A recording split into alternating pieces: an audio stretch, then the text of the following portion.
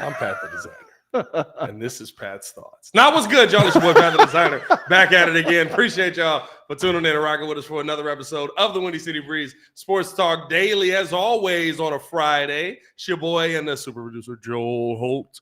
Hard R on that. Hard ER on that. Hard ER on the super. We don't want any A. Super duper. Super producer Joel Holt. On today's show, man, jam-packed show. Everybody's losing their minds about what happened with Justin Fields in this interview. My God, is it over?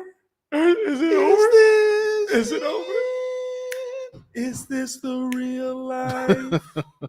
Is this just fantasy? People were on Twitter going bananas yesterday from a single quote from Justin Fields. We'll talk about that and talk about what actually it did feel like watching that. Of course, got to talk about Bears and Cardinals, the preview in that game this Sunday, 325 game. Kind of gross. 325. It's so gross. You know what markets they're showing it in? What? Telemundo. So literally, if you're in Chicago or you're in Arizona, you can watch the Bears game. For the rest of the world, you get the Dolphins game. At least they get us, right? And then finally, of course, the Friday free for all that more in today's episode of the Windy City Breeze Sports Talk Daily. Hit that like button, subscribe to the page, leave that 5-star review. This is the only channel to talk Chicago sports, how Chicago talk. So make sure that you get in tune with us, bro. I'm not going to lie to y'all, to all the new people that subscribed, all the people that literally were like, yo, we had no idea we weren't subscribed. We just tune in and watch you every day. Yeah, shout out to y'all. We came up like 237 subscribers last I checked from yesterday. So hey, bro, love that mug, man. Loved it. Loved all you guys showing love, man. Hit that like button. Appreciate all of that. Joel, what's going on with you, Brody? How you feeling, man? I cannot complain, man. It's me and my wife got a break for a couple weeks. Kids are gone. So we're gonna enjoy, we're gonna frolic, is what I've been saying. Oh, whoa. Hey, frolic. Hey, Yes. Can you say that on the show? Yeah, I think we can. Can you frolic on the show? Hold on. Oh, here we go. Oh, Oh, no. Hey, hold up. Drop a beat. No, wait. Anyways, yeah, we're chilling, so we're gonna have a good time. Oh, took the camera off of your wife when she started dancing, Hey, man, didn't there's a lot of people. I respect that. There's a lot of people. I respect that. Yeah, I respect that. Well done. Super producer Joel Holt out here getting it in, getting busy. Shout out to him, man. Love that. I'm talking about baby. living the life. I'm not talking about nothing else. Get y'all minds out of the gutter. What up? What up, Drew? What up, Joel? Hey, Joel's whole gonna go squad. skippity bop. Hey, Joel about to skid that diddly dee the rest of the weekend away. Y'all already know what he's on. Hey, man, let's jump into this Bears versus Cardinals preview because I think this is a great place to start, right? Before we get into the depressing conversation that many people have put themselves in.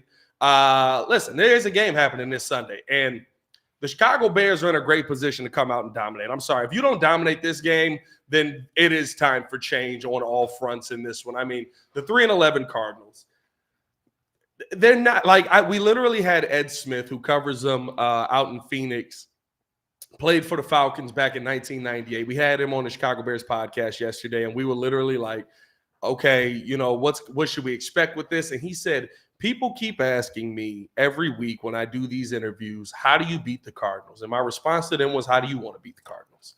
They're not a good football team, bro. What up, DJ Finesse? There is nothing good about this football team. If there's anything good about the Chicago Bears, we should walk out of here Sunday with a 28-0 win. I mean, 24th in offense, 29th in passing offense, 25th in total points, 7th in rushing offense. A little bit skewed, though, based on last week. Had a really good rushing game, but it was after basically LA had given up. Defensively, I mean, my God, look at it. 25th defense. Like, what are we doing here? Yeah, we moved to the number one rushing defense. The first-ranked rushing defense by the Chicago Bears. They're going to destroy the Cardinals' run game. The question is, right, can you contain Kyler Murray? That's what a lot of people are worried about. I am not worried in the slightest about this game, and I'm going to be real with you. It's the first game all year where I believe I've been confident enough to say that the Chicago Bears should blow the doors off of the Arizona Cardinals. I mean, they have one weapon that is literally just Trey McBride. And if Matt Eberflus is dumb enough to put Justin Jones out in coverage again on Trey McBride, then fire everybody in the building. Like, this is literally a game, like how we said the Cleveland game felt like if you don't get this one right, it could mean this for jobs. It could mean that for jobs. It could mean this happens, that happens. If you lose this game versus Arizona, no one should be on the team. Justin Fields, Ryan Poles shouldn't be here. Matt Eberflus shouldn't be here. Luke Getsy should basically fly with Arizona because how he's calling offenses looks like how the Arizona Cardinals were. Like, there's no reason for you to lose this game. Well, the statement is like, there's really hope. I mean, the glimmer of hope is that Eberflus is still here. I think they all blew it last week. There's no saving grace here. You're supposed to beat this team, and you should have beat the team last week. There's a lot of games that you should have won, but you've coached yourself out of those victories. No, but Joel, I think here's the difference, right? Like last week, right, we could still say that's still the number one defense in the NFL, right? Even with injuries at home, they're now 7-1. They've got a home field. They're the number one defense in the NFL. Yeah, but dude, they were up. They've been up. I get you. Like, but they've still, done this right? a number of times. I get you. But the number one defense in the NFL. Which means they could have made them the number two defense. Right. And 100%. they did enough where they almost out-schemed these dudes, and they let a 38-year-old quarterback in the rain because they out-coached themselves. Yeah. They had broken tackles. Yeah. They missed a play that Amari Cooper. Bad execution, all of it. It was bad execution. 100%. Then on the offensive side of the game, of the ball, we were lethargic. Joe, I'm right there with you on I'm all just of that. saying, I like, understand it. we've seen enough of this. What I'm saying is the Cardinals are so bad. If you lose this game, it's a guarantee. All the good karma that Flus has built up, gone. Yeah, man. Out of here. Matter of fact, I gotta start queuing up my Michigan fight song. Bro, all the good karma that Flus may have built up, gone. Yeah. I'm being 100% serious. In what scenario do you see the Arizona Cardinals competing in this game? I think that they have one weapon that's helping. Yeah, but I think it's also one of those situations where Kyler Murray, look, he's a little, go gadget little quarterback running around everywhere. He could get loose, but we'll see how they scheme for this guy. We should technically, this cover two defense again, it will beat bad quarterbacks. Yeah. They had it. This dude, we've had multiple interceptions in the last few weeks, right? At least 3 to 4 interceptions. We had 3 interceptions with Flacco. Did we have 4 interceptions against Goff? 4 interceptions. I mean, technically 7. Well, yeah, the other total exactly 7 like interceptions in total. So I don't think that is Kyler Murray a good quarterback, or is he like in because that's how we're gonna figure this thing out. That's Kyler how you're Murray's gonna know. an interesting quarterback because it's not that Kyler Murray's bad. Yeah, Kyler Murray, you know what it is? Kyler Murray is the opposite of Justin Fields. Literally the opposite. Kyler Murray puts up all the sexy quarterback numbers. Kyler Murray can throw the football down the field, do everything that you want to see. He can go out there. He can win you games, all of that. yeah, He's a garbage leader. yeah. He's a garbage leader. Like, people don't want to be around Kyler Murray. My favorite thing of all time is DeAndre Hopkins just looking at him like, what do you see? Don't worry about what I see. You just go out there and make the play. I like Christian Marcado's comment that about I forgot that Frank Wright is out there as an OC and all the buddy networks. Like, does he come if they keep Eberflus and just get a new coordinator? Because that is a very possible scenario, and so we need another coordinator, period. Like, I've been saying we need a new offensive coordinator. I'm not out of there, right? Like, garbage leader in the midget, bro, legit. But it's Kyler Murray to me is the type of quarterback that, like, Kyler Murray's Jay Cutler. He could light it up. Kyler Murray has all the talent in the world, and he really does. And he's one of the few under 6 foot tall quarterbacks that you look at and you say it's actually really hard to stop this guy if he wants to do something. Wait. This is the bad part about that. Is there a record to be had yet? Because every time they point out that there's a record, somehow against the Bears, someone is able to get the record that they need. No team has lost to a sub 6 foot tall quarterback on a Sunday at 325. 325. When LeBron James was on the other side of the court with the ball in his left hand. That's the ESPN stats, bro. I'm not gonna lie. When stats got to that point, I stopped. It's like analytics went too far. That's what I say. I always say the analytics went too far, bro. By the way, 118 people in here. Hit that like button. What's up, y'all? 118 in the chat. That's awesome. Let's keep this thing growing, subscribe, man. Subscribe. But no, bro, like, legitimately, there's nothing about this game that tells me that the Bears should lose. Is James Conner in?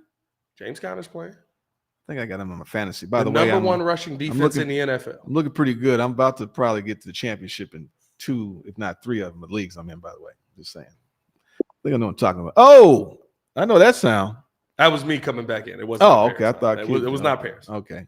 Got excited. Had to reset my computer. It was excited. falling a little bit behind. Yeah. But no, but like honestly, bro, like there's Jordan said if Justin keeps his fro, we have a 76.5% chance. Bro. Yeah, I mean, like, is Justin feels like Kobe White with it? Is he like Kobe White? Like with the fro gives him power? When it's 11 inches long or 13-inch fro, but when it's 7 inches, no. 7-inch fro does not get it done.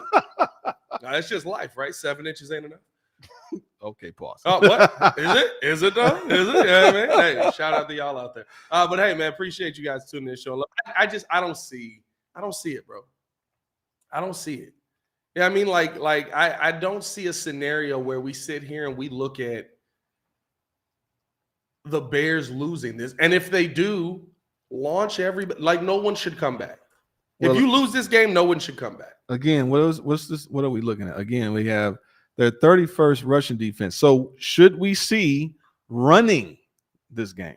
They have the 31st ranked rushing defense. And I think here's the thing. Are you going to attack that weakness? To me, that's still fool's gold, though, right? They have the 31st ranked rushing defense. Guess what? You should be able to run the football. Yeah, but we haven't been running. Like our offense is so weird because it's like 1 minute. We literally just haven't been running the football. Yeah, but we don't. Right. The scheming that they're doing is not consistent. 1 minute, Justin will go 15 for 17. Then they're doing field goals all day against Minnesota. I mean, I get scheming against whatever the defense that you're going against, but it's like there's a form of an identity, and we don't have it. It's like Fields could run, but we don't, so we keep him in the pocket to throw the ball. We have a tight end that we barely throw to. We have DJ Moore that we use more for screens than instead of him actually being a real weapon. But we'll put Tyler Scott out there. We'll put everybody else out there. Like they're not consistent with getting the ball to the playmakers. We have 3 running backs, and 1 minute we got one guy inactive, and then he's inactive, active 1 week. It's very frustrating to watch this. Like we don't know what the identity is of this team with all this talent that we actually do have. So it's pissing me off. I absolutely hear you. And with that, I say they should still win the game by 28. They should. Listen, every issue you said is 100% valid. They should still win the game by 28 because the Cardinals are a joke of a team. Yeah. They are what the Chicago Bears were last season. They have stripped it down. They have gotten rid of everybody that has any semblance of talent. The only bit of talent that they're looking to keep is Trey McBride. What do? So they don't even know if they want to keep the quarterback. And that's that's the scary part. The cover 2 is susceptible to tight end play. And if these clowns do the same thing, go up by 14 or 17, 20 points, and then they get scared again, like third quarter, fourth, like I would hate to see a repeat of this. One, because I'm going there tomorrow, and I don't feel like sitting there. Oh, you gonna be at the game? I'm going to be there. Yeah. You going to the game? Or I'm going to the game, and we're tailgating and going to the game. Oh, okay. Yeah, so we have a good time. Action, if you guys are around, I'm not going. I hate going by Soldier Field. No, United Club. United. Hate going. What? Hate going. I was invited, so I'm gonna have a good time. But we'll be there. So I don't want to be there and we lose. That's what I'm tired of. Last time I went to when it was the Saints, and I think Aaron, who was the Saints quarterback? Black dude. Aaron. Something about you going to see anything Bears related means that we're gonna lose. I'm honestly just confused. Aaron, no, we went. They looked terrible, and we Aaron, lost. who? Like, is this like you went 40 years ago when Aaron what was his name? Aaron Brooks. Brooks. There you go. I went like Aaron Brooks. No, I've been a couple times, but I remember going. I was gonna say Aaron Brooks played for the Saints in like 2006. It was like 2017, 18, somewhere around there. Like you know what? Every time Joe mentions something that shows his age, I keep thinking he's a vampire. But anyway.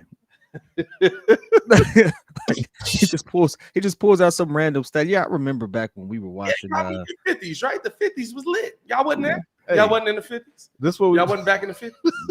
They came out that one finger shake for the dance. The one finger shake was crazy. Anyways. What was it? Right, Stu with the we should do the Seinfeld. Doom, doom, doom. Hey, you don't mess with nothing, Jerry Seinfeld. He owns the world. You leave Oh Jay yeah, Seinfeld. he has sue us in a heartbeat. Yeah. You leave Now Jay we'd be the podcast about nothing after this. Right. Yeah. The podcast about nothing is great. I just feel It's a like, great name. to your point though, they should win this game, but it doesn't mean anything. Like it meant Means everything. a lot more last week. And so you're supposed to beat this team. You're supposed to beat Atlanta.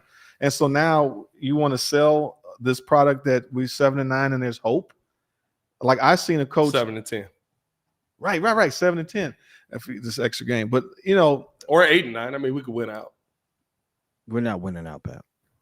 well, let's just say they do. It doesn't matter. You still have a losing record. And so you're supposed to sell that. Yeah, but a we've losing seen record something. in the second year of 8-9 when you were 3-11 the year before is a big difference. I understand It's a that. big difference. But the problem is that the way that this team looked, even in the beginning of the year, the way that they've handled a lot of losses in the middle of the year, and they're teetering like 1 minute they're off on of like trying to figure out how to win games. You sort of appreciate that, but there's been too many things I've seen where it's like I never had the confidence in Eberflus when we got him. It's like, great, we got a defensive head coach. Now, if we get an offensive coordinator, what does that mean? If he's good, he's going to leave, and if he's bad, then this is kind of where we're at. So it's just frustrating to watch this team. I mean, well, the one thing we don't have to worry about is our offensive coordinator leaving because he's not good. So there's that goes. Thanks, Chad. Aaron Brooks. Thank you. That works in our favor. But I don't know, man. Like to me, when I'm watching, what I expect to be talking about on Sunday is a Bears blowout win that we kind of go, listen, and it's not right. Like it's a team you should blow out. I think it'll be like 28-7, and we'll be talking about it like, okay, they got to win. Good job. The only way I feel great about this win if it finishes like the Dolphins game early in the season, right? 70 to something. Because then it's like, wow, like that's still an NFL team standing across from you. Like it has to be such a huge blowout for me to feel a positive from this. Like it has to be like we not only stomped them, like they're not a team anymore. Well, what we want to they're moving to St. Louis to become the other St. Louis Cardinals. What we want to see is that Fields goes for 300 yards and he, had a masterful game, 3 touchdowns. Nah, I ain't gonna lie to you. That's what they want to see. I would love to see that, but like Mitch went for 300 yards versus Tampa. Yeah, but we haven't had one from Justin yet, and everybody is all this conjecture about: is he going to be here? Do we trade him? Do we keep him? Is he the guy? And so the whole point is that there's a case to be made that you've only had 200-yard games. Yeah. Like we want to see that growth. The problem is it's against one of the worst defenses. But that's what I need Justin Fields to put up more yards than Zach Wilson right now. Oh, my fault. Say that again. I need Justin Fields to put up more yards than Zach Wilson right now. Yeah, like I need to see it. Like I don't care what Mitch did or anything like that. No offense, but like realistically, Mitch statistically put up better numbers. That shouldn't be my conversation with my potentially better quarterback. Like that shouldn't be my conversation. Yeah, I shouldn't be having the same conversation I was having with Mitch, and we are. But if we having that conversation, technically Mitch has put up better numbers than Lamar Jackson. Yeah, I don't know. I hope that it's like Lamar Jackson's MVP season. If we just go off passing numbers, Mitch technically put up better numbers than that. Mm-hmm. Like that's he's not, a fifth all-time Bear. That's not the conversation for me. The conversation for me is the Chicago Bears should beat the Arizona Cardinals so bad that we basically say, yes, a game happened Sunday. Right. The Bears play football this should Sunday. Be another day in the office. They're such a bad team. They're trying to lose. They are the Bears last year. They're trying to have like this, we're competitive in the middle of the season, but also we don't want to win this game. It's South Park. What's South Park? Remember South Park with, like I was telling you earlier, with the baseball games, like the kids. Oh, yeah. The kids didn't want to go. They ended up going to the Little League World Series. They're like, God dang it, we keep trying to lose. And they kept winning themselves, and they were like, we want to go back and have our summer to play games. Yeah. No, it's just one of those things where like that's not even a conversation for me. I mean, this game Sunday, if the Bears lose this game, we should be talking about launching people out. And there's no question in my mind of that. We should be talking about Flus didn't save his job anymore. Yes, he got some good wins, but you also have some horrible losses. And the Arizona Cardinals would be the worst loss of the season. With all the bad losses we have, they would literally be the worst loss of the season. Mm-hmm. They're that bad of a football team. No, that loss against Denver is still the worst loss of the season. Bro, bro. But listen, Denver historically bad defense at the time. No, we but were we're up 21-7. Like, nah, that to me still feel like the worst loss of the season. yeah, though. but we're getting this lethargic offense as of late. Like that's the thing.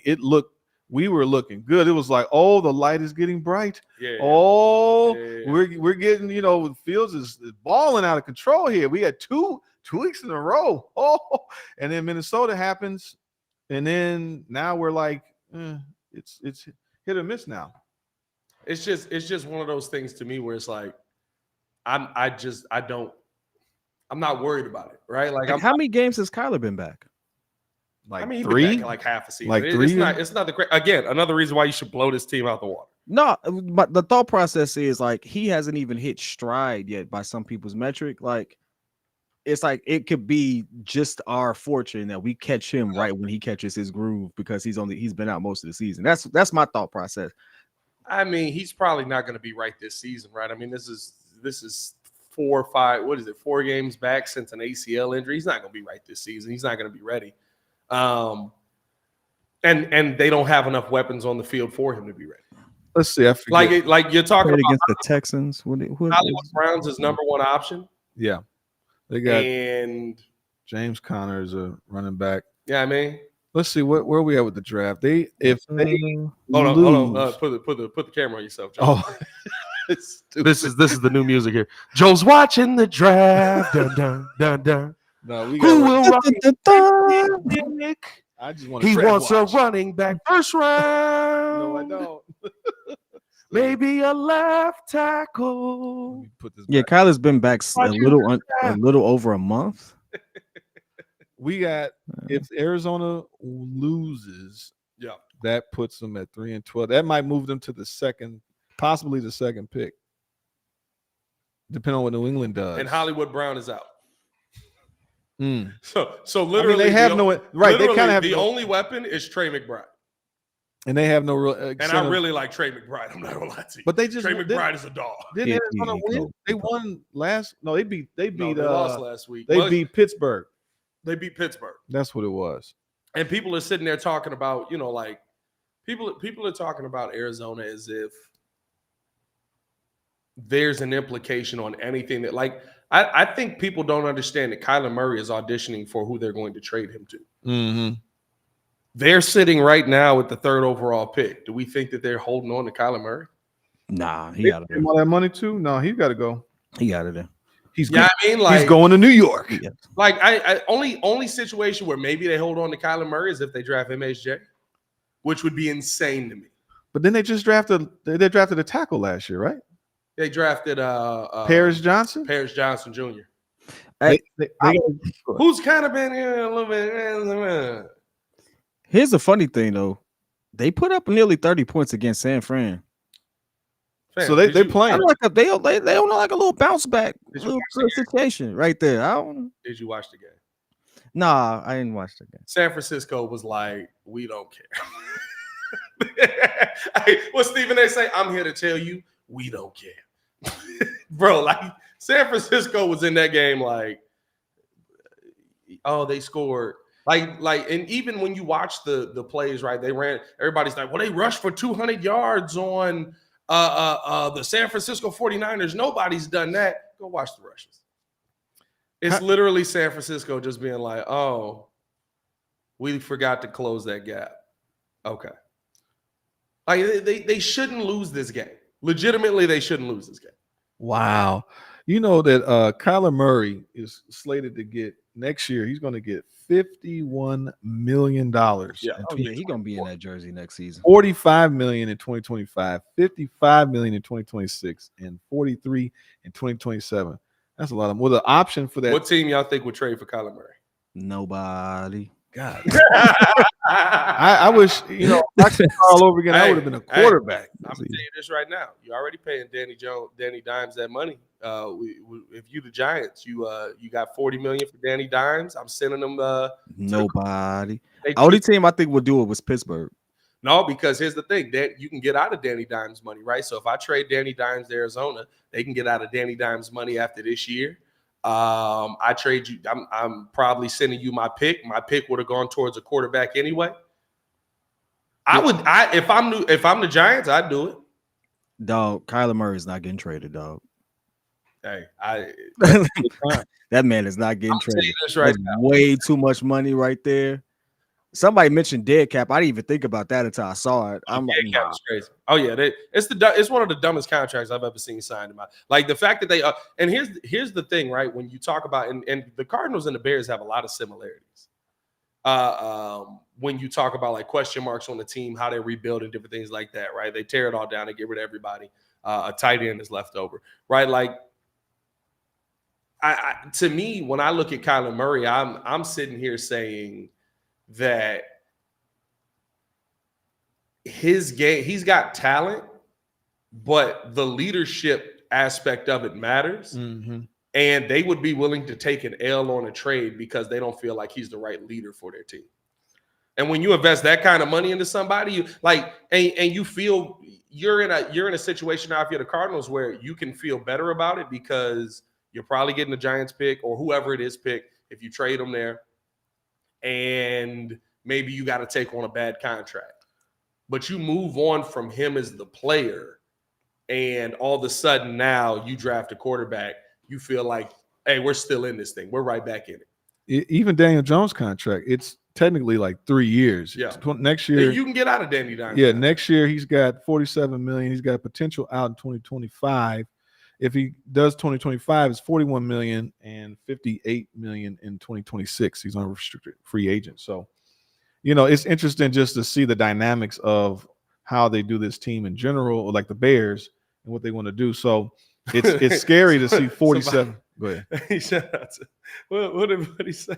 Buddy in the comments, J2K said Murray isn't going anywhere, but he said, you guys just said Murray's going somewhere. Why did you say Murray's not going anywhere? Hey, kid did agree and then immediately go, he ain't going nowhere. Hey, no, I did agree that he was out of there, and then he said them numbers. I was like, oh, I forgot about that contract. Hey, listen, I could correct my take in the same line of thought. Shut up. Kid said, I ain't put my feet on Eddie couch. You gonna take my joke? That's my joke. I remember putting my feet on Eddie Murphy's couch because he could buy a new one. Hey, listen. Once he said them numbers, and I realized that he got paid already. Oh yeah, no, they keeping that, buddy. Hey, he got paid already. He got paid. I forgot he got paid.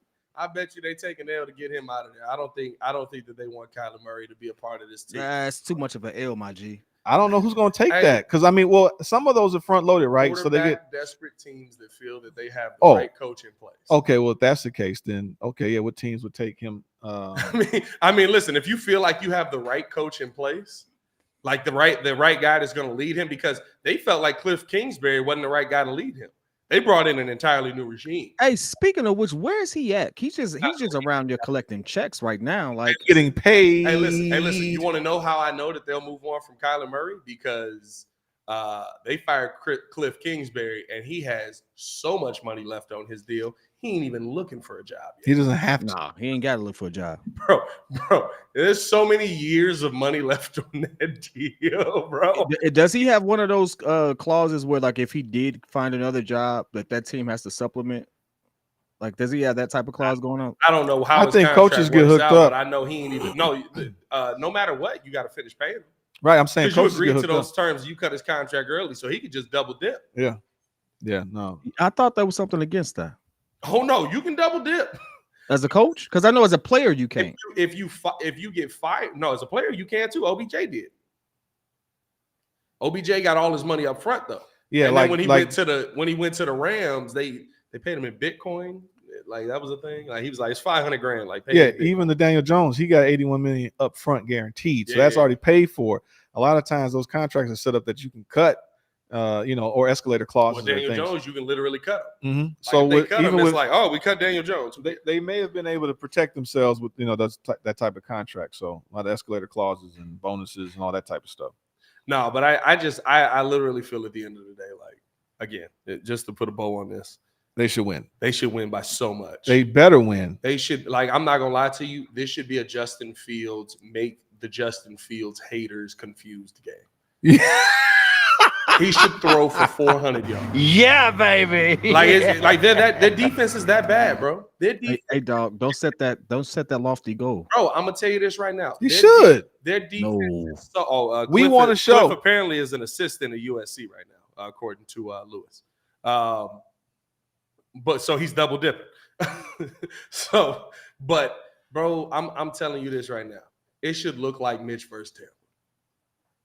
I've watched this Cardinals defense the last couple of weeks just because like we got to play them. I watched the all 22 on the card. It should look like Mitch versus Tampa.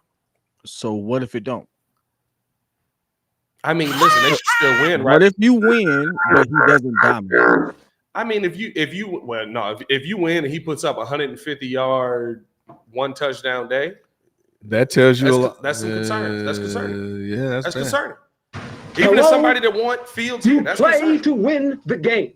Because this defense literally, let me break it down for you, right? Watching the tape, talking to pros, all that stuff. They have no front four. Their DBs are amateur at best. Their linebacker crew shouldn't be in the NFL. Ooh, Jesus. So you do the math. And these are not things that I've said. These are things that have been told to me by people who have played in the NFL, bro. Right. You know what I mean? Like Drew thinks they're going to end up. It's going to be close. They're hey, listen. about 3 And if points. it's a close game, we got problems. Yeah, If it's a close game, we have the number 1 rated rush defense. We got problems. exactly. I think we should. I think it's the same situation. They're going to get up. They're going to look good. I think it's going to be very similar to Detroit in Detroit. But they better come out in that second half, like do something. Learn how to run the ball. If you want to run the ball, get conservative, eat the clock up. Don't sit there and, now we're throwing more passes and you can't even move the ball down the field. And then you're giving them the momentum for some reason where it's like, do y'all want us to win the game? Yeah. Like, and then it's the same conversation. Start getting ready to ship these mugs out of here. Sirius Jones said, what if we had a Bills versus Cowboys day, rush for 200 yards? If we have a Bills versus Cowboys day, that means we're a lot closer to the Cardinals than we are to the Detroit Lions. yeah, well, to your point. Like if you literally the Bills and Cowboys are two of the best defense. Well, Bills have been kind of up and down. I can't say that, but the Cowboys are one of the best defenses in the NFL, and the Bills have one of the better offenses in the NFL. Like, all right, cool, right? Like y'all clash. Pedestrian day. Yeah, I mean, it turned into a pedestrian day because y'all were very even though it was a very high scoring day. All right, if we have a day like that, call it a day. Call it a season. You will have most of the Justin Fields people that are like, I love Justin Fields. To be like, wow. Yeah. Yeah, I mean, so it's that's the part that's tough for me. But I don't know. We should win. That's all I'm gonna say about that. Let's keep this thing moving along. Appreciate you guys for tuning in and showing love. Hit that like button, subscribe to the page, man. Now for the topic, everybody pretty much came here for the Justin Fields interview yesterday. It was an interesting interview. It was an interesting interview. And a lot of people went to Twitter and because of the Bears quarterback basically saying, I love Chicago. I've really enjoyed my time here. And an answer to a question that was, if you're not here next year, what's your message to Chicago? Basically, let them know I gave them all I had. Everybody felt very like, oh my God, what are we? Is this the end? It's over. Justin Fields is going to be in a different jersey next year. It's why, God? Why? It should have been me, Lord. I was the one. Never mind. We're not going to say that. but everybody lost their mind yesterday. And to me, at the end of the day, I guess let me ask y'all this. What was your takeaway from the interview when you watched it? Did it feel like this was the end of the Justin Fields era with that interview? Somebody said when we started it off, it felt like the Cody Parkey interview, which I don't know if I agree with that. The Cody Parkey interview was wild. I was a human being. I don't know. It didn't look to me. It was just felt a little low budget. Like it didn't. Of course, the producer says that, right? hey, this is the best you got? No, I'm not going to lie. It didn't fit. It didn't look right. This is the funniest part. I literally looked at it and I was like, I thought WGN had better cameras on. Yeah, It was the first thought that came across my mind. I'm not gonna lie, I'm with you on that. Yeah, I was but like, outside of that, from a football aspect, it just, what would you? I swear to God, it was the first thing I yeah, thought. I'm like, what's up? What's this? I thought they was using a Panasonic. Like, is that the G7? It's the WGN podcast. WGN podcast. I'm gonna be honest with you. The whole interview felt like he just got tired of answering that question.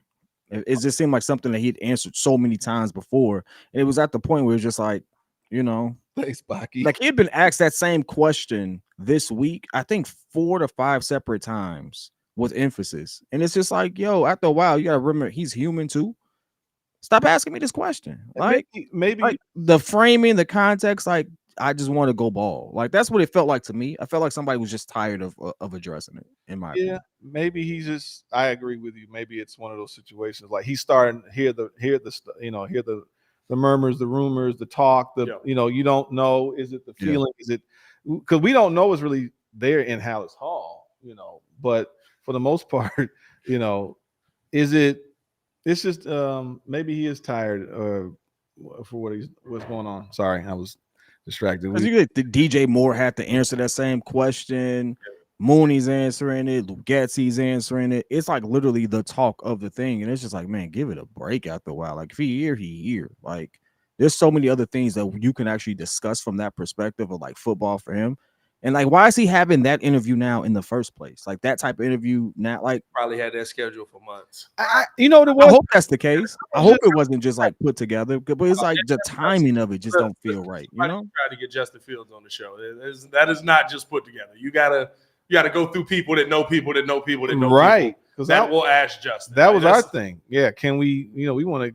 Can we get to Justin Fields? It's like, can we get? Hey, if we can do that, what do we do? Hey, come over here. WGN for a show. Hey, we got a spot for you, bro. Right here. Come. I'm just saying. I don't know if we've asked WGN. Hey, it might be the one. I don't know, man. Hey, you got some terrible quality. Hey, we might be able to help. The interview was great, but like the quality was terrible. But no, it's sad that is the first thing that we all thought. Just like, man, I could do that. But I was handheld camcorder. I was just surprised that he did an interview like that because we hadn't really seen him much, and I think it was, to your point. I mean, I do want him to be successul. So I just hate that. Like, I think it's a little bit of like you don't get that benefit of the doubt of growing with the team, or does he have some flaws? Yes, he does to a degree, but I think he can overcome them. It's just that some guys, everybody's like that third year. And I don't know if I can't count that first year because he wasn't supposed to play at all. But then again, he was out there, right? And you want to see flashes of brilliance.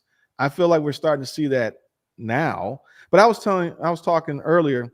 I said I feel like with Fields, is he trying to appease his coaches where he's like, I'm coached to do the things that I'm doing versus really being able to do what I want. I really want him to be more like, I don't see him as a true pocket quarterback. I never have. I want him to be that hybrid of a Lamar Jackson, Michael Vick, Philly Michael Vick. Like that's what I want. So you got to let him get some free reign. So maybe the frustration is not being able to be who he is, and he has to take all of this embattlement of all this narrative that's going around him. So it's just, I think it is frustrating. I think the thing I don't want is whatever the narrative is to sway my GM one way or the other. Because clearly all the competition that you're playing looks at Justin Fields as the only player to worry about on the field. That tells me something. Mm-hmm. But, right, again, I said I'm going to trust Ryan. I'm going to trust Ryan no matter what it is. So if you move on from him, you move on from him. All right, we on to the next, right? Like, but what I will say about the interview, I should say, is that it shows me the maturity of Justin Fields. It shows me his ability to not just be a pawn in whatever the system is telling him he should be. And it feels like he understands that there is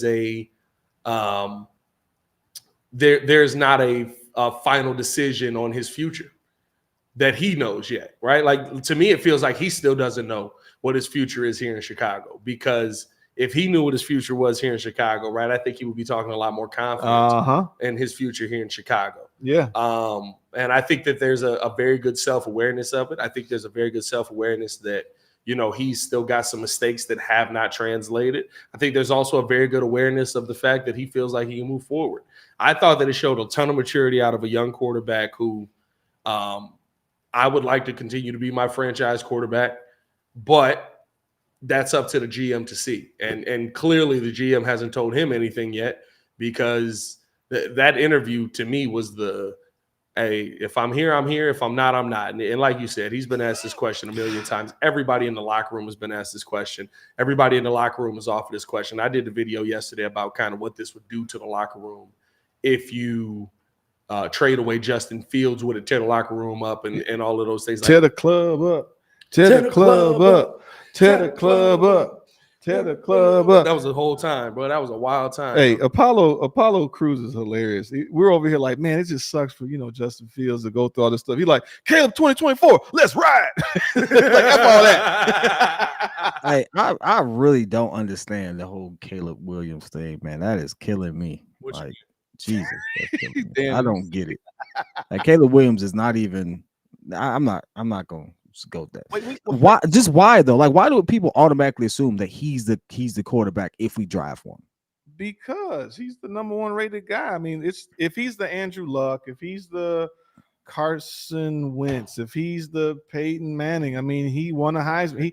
He deserves the adulation and everything that comes with it. The issue is, will he come? He's here? so immature though. Well, I hear you. I'm not saying that, like, but all the other prospects, I wouldn't pick him. Of all the other, it's funny. We played the Cardinals this week. It feels like when Kyler Murray was drafted. Now, I think he prepares for games better. You think he actually watches film? Which was a major knock. He actually watches film. He doesn't have a film clause. Kyler, but I do believe that it's kind of a Kyler Murray situation where when you're this big name prospect, when you're the guy that's doing it all, when you're making everything. But I'm gonna say you get special treatment, and sometimes that special treatment hinders you as a player. But you know what? I think it's about what's sad is that NFL teams is still an entertainment business, right? And they're also trying to have a draw and sell tickets. So it's that unfortunately sometimes the paths don't necessarily meet at the correct time. Yeah. Where you have this quarterback that could be that guy.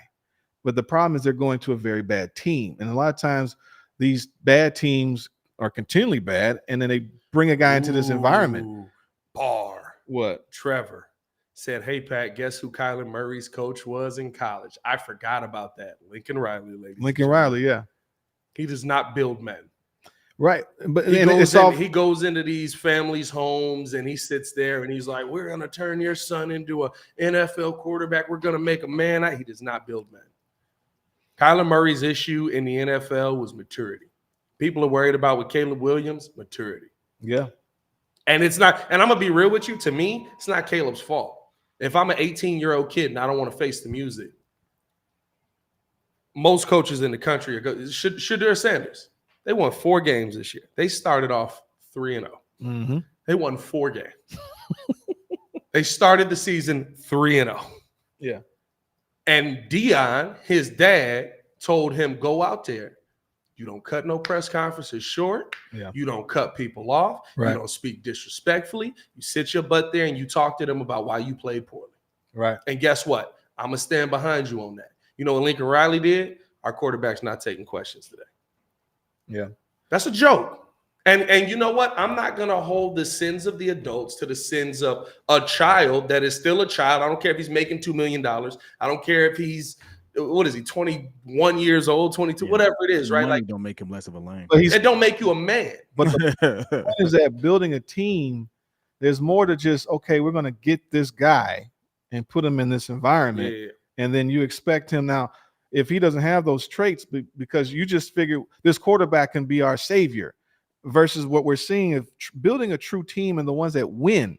There are not a lot of teams in the NFL that actually win. How many? Pittsburgh, Kansas City. I mean, we talk about win what? I'm saying consistent winning, like building a team, building an infrastructure where you can like insulate some of that. Now, My point is that drafting Kansas City is so recent. Like So, we no. think of Kansas City as a long-term thing. Kansas City is what? But my 10 point is years? Andrew Luck is my point though. Yeah. Great guy, number one uber Generational talented guy. Yeah. He goes to a team where he takes over Peyton's team and they age out. So now he's stuck getting killed. Yeah.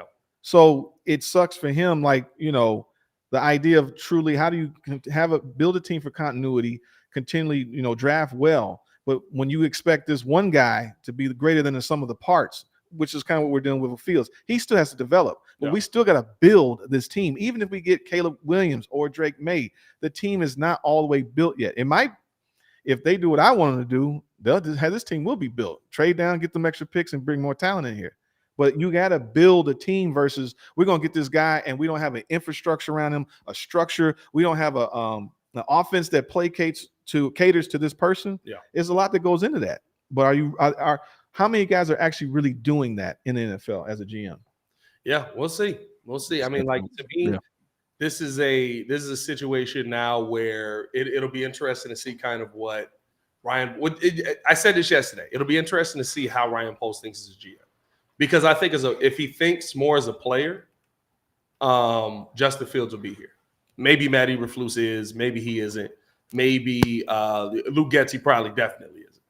If he thinks as more of a business-minded, what's best for the finance of the team moving forward, you might see Justin Fields moved on from, right? Like both options are available. And to be honest with you, this is the first time that we're going to be able to put a clear distinction on Ryan Poles. Right. This is the first time we're ever going to be able to say, okay, this is how he thinks as a GM, because half of the moves he's made have been great business moves. Half of the moves he's made have been great moves for the player. The Cole Kmet signing is a great move for the player. The Roquan Smith letting him go is a great move for the business. The Khalil Mack letting him go is a great move for the business.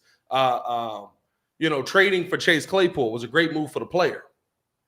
Right? Like, so we've kind of seen him do both. His decision with Justin Fields is going to really be interesting to see, because I think that'll be a clear distinction on kind of what he focuses more on, and how teams are going to be built in the future. And we'll see, man. Like, listen, one thing that I do love about AK, I know 110% how AK thinks. There is no secret to it for me. AK's like, we're going to get young people. We're going to develop these young people. We're going to be competitive for 37 years. Maybe we win one championship. And one day. Hey, listen, I know how AK thinks. I saw it. I saw him. What was he with Denver? 10 years? Yeah, he was 10 years as an assistant. 10 years for him to build that team. They won a championship. Maybe they're in a position to win one more. Maybe they keep going, right? But like, you won a championship with Jokic, and there was a lot of injured people on that team. There was a lot of injured people on that team. We kind of forget that in the whole story. He built that team, and then like Murray was out for so long. Michael Porter was out for so long. Jokic missed time. Like, there's so much. That's V-Dog is getting Jokic took some time to develop. He was considered a bust at one point. Said today that Flus is gone, and in regards now, you just got to decide once he wants to. You know what I'm realizing though? Don't get me tingly. That sounds great, but what I'm realizing is that everybody's just putting their opinion out there, because in 4 months it won't matter. Mm-hmm. Everybody's not. They're putting a hard line. I know. I'm just saying. Yes, Albert, it's tickling in my ears. Albert Britt, you get tingly a lot on this show, and I'm not gonna lie, it's starting to make me uncomfortable. The repeated word tingly on the show. I'm getting excited. He always talks about getting tingly on the show, and all right, KG, calm down. Yeah. No, who was the dude that said? Oh, hold on. I just thought about what he said. I got to find a clean way to say this. Nope, don't do it. Don't do it. It's all right. He said, keep it moving, baby. I don't even remember the sport, but he was talking about, I think it was football. He was like, I love this game so much. It make my who was that? Was that it wasn't Any Given Sunday? No, that was that LT? No, it was Unnecessary Roughness. The guy was talking crazy. He was like, "What did you say about my mom?" Yeah, the guy, it was the linebacker. He broke his leg, right? Because he was like, "What did you say about my mom?" I thought it was a real player. I didn't even think it was a movie quote. I think it was that guy. That's from a real player. You might be right. One of y'all. Somebody in the chat let us know. Somebody in the chat let us know, bro. It was the wildest quote of all time, bro. I just remember hearing it and just being like, "What? What did he just say?" That's not an Any Given Sunday thing. The program. That's what it was. Yeah. Shout out to Drew. Yeah, I was close. Yeah. I thought it was a real quote out here. Yeah. He was the linebacker, Yes, wasn't he it? was the linebacker. Drew, bro. wasn't it the linebacker that was talking that? Bro, He broke his leg? I just remember seeing that. It was just like, Yes, Alvin Mack. Yeah, that's it. That's it. Hey, bro. Hey, it was wild. That was wild, bro. But yeah, that's how how uncomfortable Joe's making me feel in the studio right now. There'll be a lawsuit. I'm not gonna help you sit there and ride. Killing the QB. I love hitting the QB. Hey, watch out, Pat. You still got to end the show and make it past him. He's by the door. Hey, man, hey, bro, he Dwight Howard with it. He blocking the door. He's blocking the door. He's blocking the door. Pat. I can reach over there. Okay.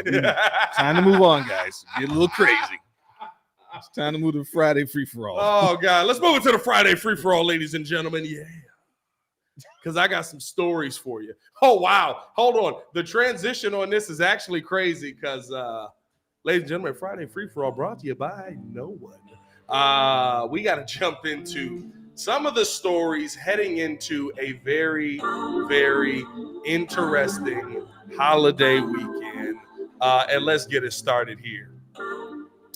Doctors warn of increased risk of painful bedroom injuries over Christmas. Good night, everybody. What? So, an article has been published that increased risk of penile fractures over Christmas is a serious issue, as warned by many doctors. The study has also found that during weekends over summer, but not on New Year's Eve, this has become a serious issue over the Christmas holiday. Here's how the article reads. For many, Christmas is the most wonderful time of the year, but doctors have warned the festive season is also associated with a significant increase in embarrassing injuries in the bedroom. Penile fractures are considered a medical injury and often heralded by an audible crack, followed by a severe pain, according to urologists at the Ludwig Maximilian University. Hey, Pat, what we doing, dog? Yeah, man. What we doing, dog? Hey, you making me uncomfortable, baby. Like, I don't want to talk about that. I actually felt that. That didn't feel. Hey, No, boys, no. I'm just warning the people out here to be careful over the holiday season because the team investigated whether penile fractures increased during Christmas, and it finds out that they do. The hospital data shows that 3,421 men sustained injuries on Christmas Day between 2005 and 2001, which is up 43% from the rest of the year. Thanks, Pat. Thanks. I'm just saying, bro. That. I'm just saying. I'm just warning the people. I'm trying to put it out there to keep people safe out here, bro. Yeah, it's the Friday free for all, baby. I'm just warning the people to be careful. They say that these injuries are attributed to people drinking too much alcohol and trying new positions on the holiday that they are not either physically fit to try or have interesting angles. And there you have it, homeboy. Yeah. Okay, I'll just. So, boys, what do you think about that? I'll come up with something else. You got another one, Joe. What you got? I got plenty. I got plenty. I got one I thought was hilarious. What's just the because holiday of the, position of choice, though, boys? Oh my I got one that's hilarious because of the climate we're in. I really couldn't believe that they actually make this a thing. So the USDA clears Santa's reindeer to enter and exit the United States. Wait a minute. He needed a passport. Here we go. Santa Claus won't have to worry about running afoul of the law for flying his reindeer into the United States after the animals were given clearance by the U.S. Department of Agriculture. The department said the permit would allow Santa's sleigh to pull reindeer free passage in and out of the country between the hours of 6 p.m. December 24th and 6 a.m. on December 25th. They said they inspected the reindeer. They inspected these reindeer. Wait a minute. We found out aliens were real this year. Are we finding out Santa Claus is real this year? At a recent inspection, the reindeer were found to be healthy and able to prance and paw with each hoof. That's a real report, by the way. You can all go look that up. Is this on? Is this? I don't even know how to take this topic here. I mean, I guess I take it easier than penile fracture, but you gotta understand. You can't just have immigrants going across. I'm just confused, right? Like, what country is North Pole? Is that its own country? Like, is that claimed by anybody? It might be, dog. I don't know. I don't know geography like a great deal. Is the North Pole claimed by any country? Antarctica. Pat, this is a sports show, dog. Well, who cares? like, okay, who freaking cares? Kanye album. Does anybody listen to Kanye? How about what are we doing right now? Are you gonna bring up the Kanye album? That's what you're saying? I'm just saying. Is anybody? How you about that? Bring up the Kanye album? I'm just grasping for straws right now. We're talking about this one off the rails. Listen, real quick. you want to talk about keeping it on the rails, and then you bring up the Kanye album, my I'm just boy. saying. Is anybody? Alrighty, then said half in North America, half in Asia. Shout out to that. Jailbreak said sanction those reindeer. So the album is actually out. Kanye album comes out on December 31st, but it is also accompanied by a new Kanye rant, which I'm good. yeah, I mean, I'm good. Yeah, I mean, Yeah, I mean, I love Kanye. I do. The music. Let me clarify. I love Kanye's music. I believe that Kanye is one of the greatest producers of all time. All time. Very hard to be a fan of you when you drop lines like Jesus Christ, Hitler, yay. What are we doing? Who's turning on? Kanye West and Instagram Live is almost as bad as Ja Morant, Pistols, and Instagram Live. Hey man, let's just act like all those people that were blind in Chicago when R. Kelly was running around there. Nah, that got crazy. I got another one too.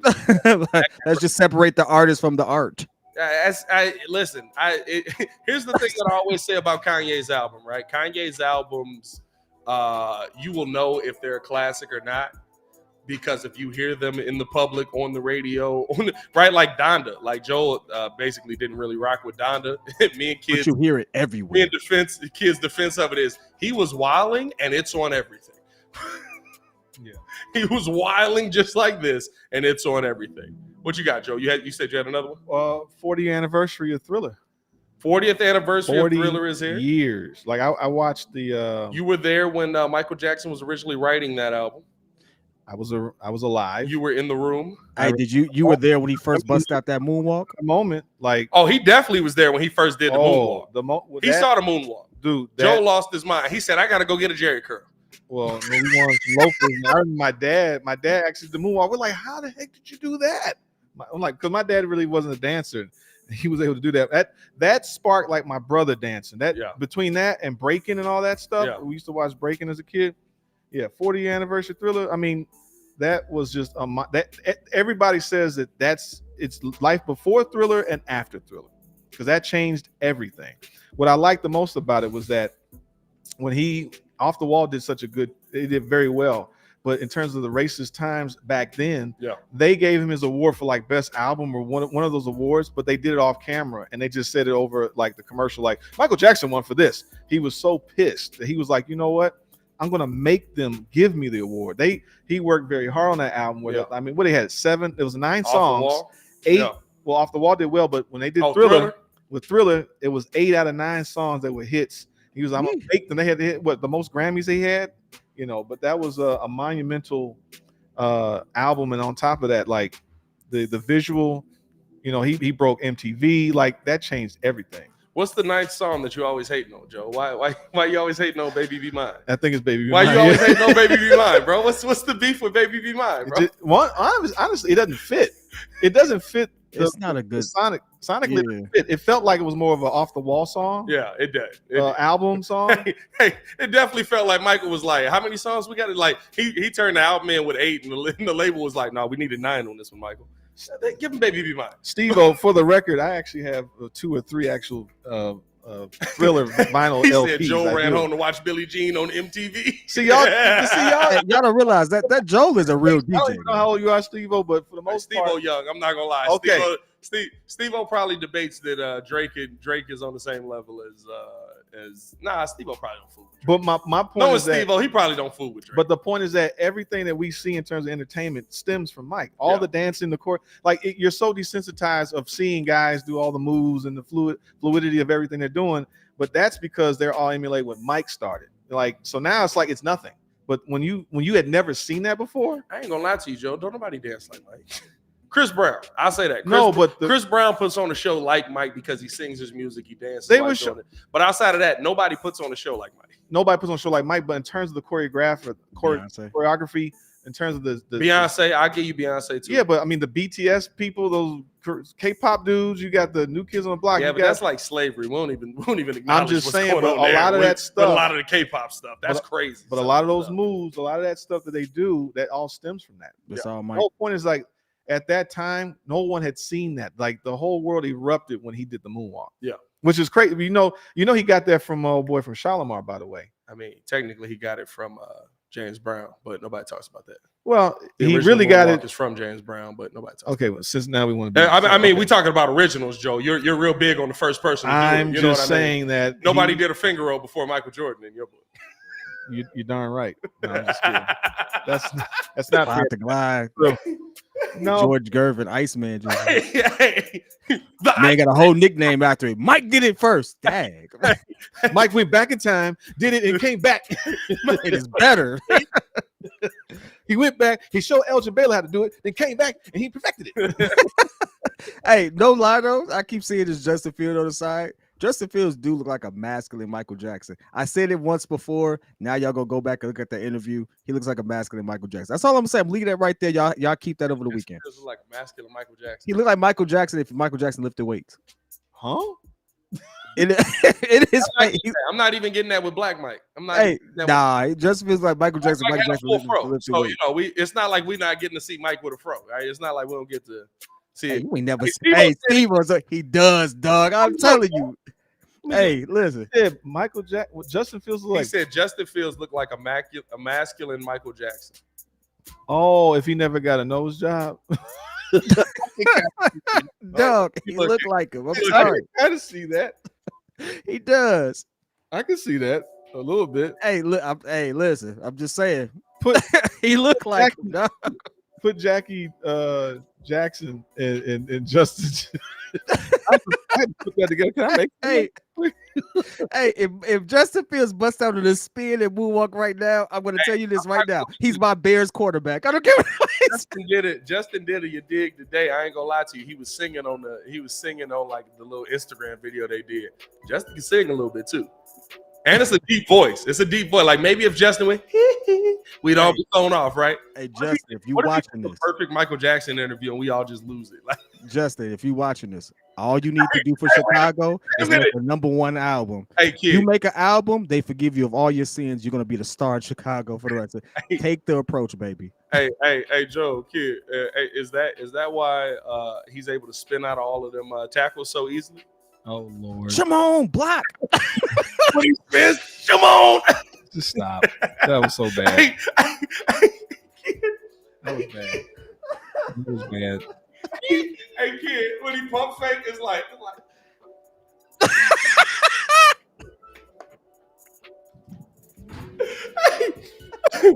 Hey, let's finish it off with this, man. So we gotta get up out of here. Appreciate you guys. Oh, no. I can put them together real quick. Oh, see if you. I got one more Friday free for all, which I think is going to really throw off the holiday cheer.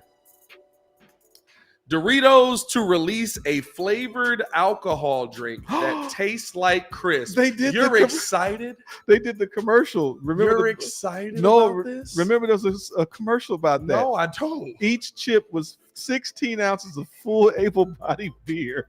And they were like, he kept eating the chips, and the guy's like, "What do you think?" And they come back, it's like, "You don't know me." They did it. The Spirit is believed to be available for pre-order now and is best used in margaritas, Bloody Marys, or old fashions. the makers say. Chris lovers will soon be able to buy the alcoholic drink, which tastes like Doritos. The American brand says that its flavor of its nacho cheese Chris will be turned into a spirit. It promises the drink will smell and taste like the real thing, thanks to a partnership with drinks company Empirical. The Spirit will offer the iconic nacho cheese flavor in the bottle. The limited release will have 42% alcohol in it and will be made by using real Chris and extracting their essence through vacuum distillation. Wait, here we go. That's y'all drinking the nacho. No, we're not. Oh, hey. Hey, check the text, dog. Check the text. Hey. I sent you another one too, dog. Hey. I'm not gonna lie. Niggas at Jackson, G. Shout out to Steve-O in the chat. That might be. I don't know, bro. That's crazy. Hey, look at the one in the messages, Joe. See if you can pull that one up on there. Wow, that's crazy. Let me see. But anyway, y'all messing with the nacho cheese. Not white. Come on, man. Not white. Pat, y'all messing with the nacho cheese? No, we're not messing with that. No, what is that? The alcohol? Y'all messing with that? No, I'm not messing. I don't even know if I like Doritos that much. Hey, if you come up to a party with some nacho cheese liquor, I'm gonna send you packing, my G. 42% alcohol is crazy. That's cool. You can take that nacho flavored drink back to the crib with you. Bro, that should be like Malort. Like you got to do a shot of Doritos. Like it's a punishment. I want to know who was the VP that thought that was a good idea to approve that. Because you know people are gonna buy it. Don't stop till you get a score. Look at Jordan. Don't stop till you get a score. Don't stop till you get a score. Is the feeling of with the score? Don't stop. I won't miss you, baby. No. I feel like that's something you mix with something like with food, like you put in like the batter of an actual food. Maybe, you don't drink it straight. Yeah, maybe that's what you use it for. Maybe it's something that's utilized in cooking. Right? Can you throw that in some taco meat or something? You're tripping. Can you throw that in some taco meat? Make like Doritos, nachos, tacos. I don't know. That's gross. Now, hold on. You might have just started something. I might have hit on that one. That sounds great right there. Hold on, now I done talked myself into trying this. Hey, we're gonna have to try it one day, man. Or you throw it on some chicken. Man, throw it in the batter before you bro. fry It kind of do, bro. It's the cheek. It kind of do. It's the cheeks and around that. Are we saying MJ's got a son just like MJ's got a son? I don't know, but that's Mike Poster. No, I'm saying MJ in the NBA. You know, he got a son. Yeah, you know what I mean, and he got two technically. If we want to be real about it, and MJ got a son here. That's crazy. If he does a moonwalk in the end zone against Arizona, we know he's watching the show. First off, we know he's watching the show. If he moonwalks in the end zone against Arizona, we know he's watching the show. Justin Fields, I need you to moonwalk in the end zone, baby. Hey, man, let's get up out of here, man. We appreciate y'all for tuning in to Show and Love. Hit that like button, subscribe to the page. Please subscribe. We love all you guys that subscribed to the last episode. Love everybody who subscribed to the channel over time. For the super producer, Joel Holt, and of course, the pettiest man alive, Mr. P. Kid. By the way, Kid, Hayes has your hat already. Hey, I know. He said it was in a cart the day he saw it. It took an hour. He can't let me have nothing. It's crazy. He's got to have one. But follow us on everything at the Windy City Breeze. You can follow me on everything at Pat the Designer. Follow Kid at everything at 1P Kid. Joel has no social media. Y'all stay safe out there in Chicago. You ain't got no Twitter. You ain't got no Twitter. You don't need Twitter. I do the best. No, I got to get a new one. It's for the best. Yeah. The old one's old from like when it first started. It's terrible. Joel tweeting out NASDAQ information in like 17. I was like, tweet, this is dumb. Let's put out a stupid post like 15 years ago. Yeah, I got to do a new one. Y'all stay safe out there, Chicago. One love. Peace.